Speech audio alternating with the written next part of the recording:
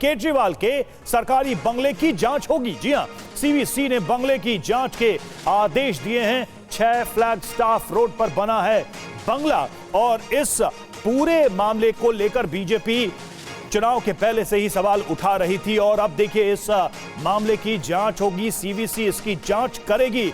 बंगले में जो खर्च रकम है उसको लेकर कई तरह के आरोप लगते रहे हैं केजरीवाल के ऊपर, उनकी सरकार के ऊपर।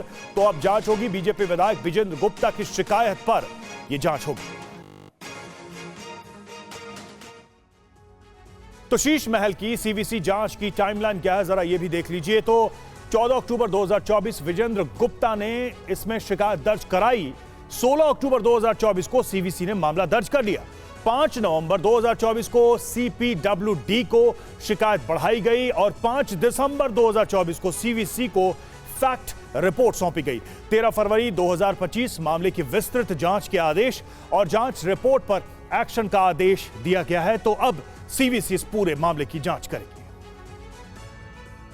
और बीजेपी विधायक और इस मामले में शिकायतकर्ता विजेंद्र गुप्ता का क्या कहना है, आइए सुनते हैं। जो शीश महल दिखाई दे रहा है खाली इतना नहीं है, वो उसके साथ वहां पर कई टावर बन रहे हैं जो अधूरे पड़े हैं, उन पर भी करोड़ों रुपए खर्च हुए हैं। वो टावर जो बन रहे हैं नए, उनमें क्या होना था, क्या बनाया जा रहा था, उसकी भी पूरी जांच होनी चाहिए। और इस पर सेंट्रल विजिलेंस कमीशन ने आदेश दिए हैं सीपीडब्ल्यूडी को कि इसकी कंप्लीट जांच कीजिए, डिटेल जांच कीजिए। मैं सीवीसी के इस कदम का स्वागत करता हूं और ऐसे दोषियों को जेल भेजना चाहिए। इनके खिलाफ सख्त से सख्त कार्रवाई होनी चाहिए जिन्होंने दिल्ली की जनता को ठगने का काम किया, विश्वास तोड़ने का काम किया। और मैं चुनौती देता हूं केजरीवाल जी को और उनकी पार्टी को कि आपके एक एक भ्रष्टाचार की हम पोल खोलेंगे और दिल्ली की जनता को बताएंगे कि असलियत क्या थी इनकी और दिल्ली का विकास करके दिखाएंगे।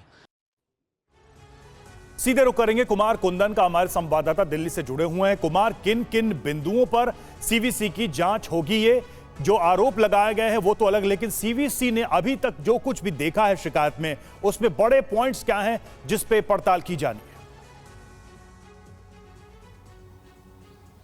देखिए रवि, इसमें सबसे समझने वाली और तकनीकी तौर पे जो बात है वो ये है, हमारे पास डॉक्यूमेंट है और उस डॉक्यूमेंट के आधार पे टीवी9 भारतवर्ष आपको ये जानकारी देना चाहता है कि अपने दर्शकों को कि इसमें जो बड़ा वायलेशन है फ्लोर एरिया रेशियो का भी है।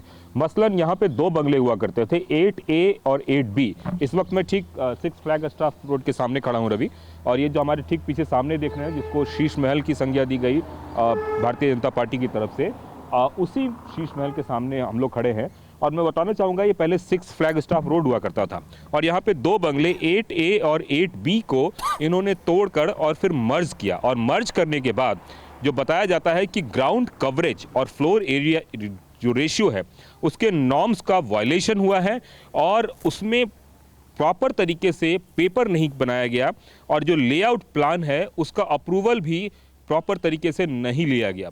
तो एक तरीके तो पहला तो आपने शीश महल जो बनाया उसकी जो नींव रखी, वो नींव रखने से पहले जिस तरीके से आर्किटेक्ट और तमाम तरीके के आपको प्लान को गवर्नमेंट से अप्रूव करवाना चाहिए था वो आपने नहीं करवाया। उसके पीछे की वजह समझ में आती है, क्योंकि आप खुद ही सरकार में हैं तो आपको लगता है कि आप ही सब कुछ है।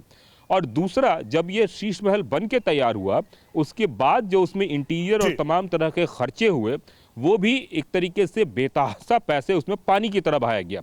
और तीसरा ये भी एक है कि अभी जो आप देख रहे हैं, अभी तो शीश महल का एक हिस्सा बाहर से दिख रहा है, इसमें कुछ हिस्से ऐसे भी हैं जहां प्रपोज था कि आगे चलकर यहां ऐसा कुछ बनाया जाएगा।